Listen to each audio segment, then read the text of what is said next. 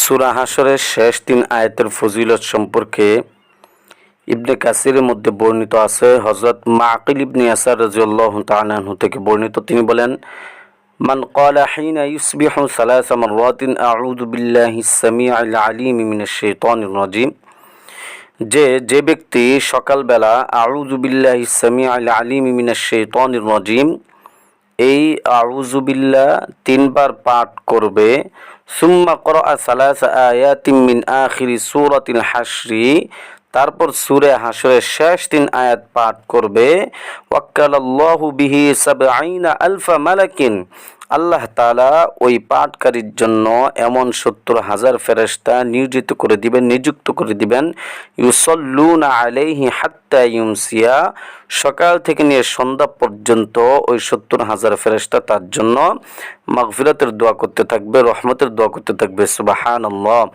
শুধু তাই নয়, ওয়া ইন মাতা ফি যালিকাল ইয়াউমি মাতা শাহীদান, যদি ওই ব্যক্তি সকাল থেকে নিয়ে সন্ধ্যা পর্যন্ত এর ভিতরে যদি সে মৃত্যুবরণ করে, তাহলে সে শহীদি মৃত্যু লাভ করবে। সুবহানাল্লাহ।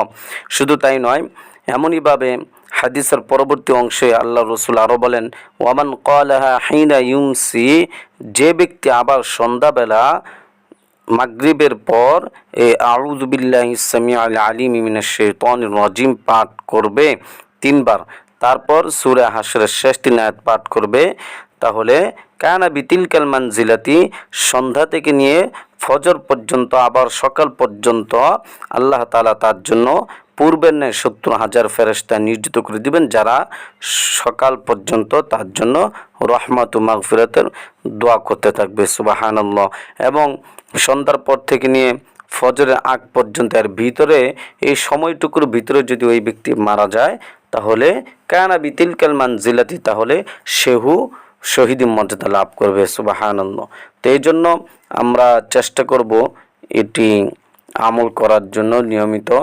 আর সূরা হাশরের শেষ 3 আয়াত কোনটি, এটা আমরা কম বেশি সকলেই জানি।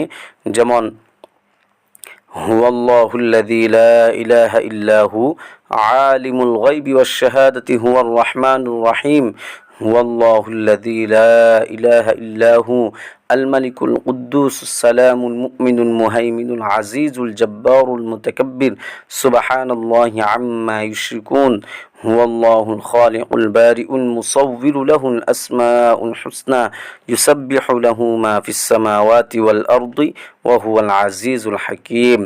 আমরা চেষ্টা করব এই আমলটা নিয়মিত করে। আল্লাহ তাআলা আমাদেরকে আমল করার তৌফিক দান করেন।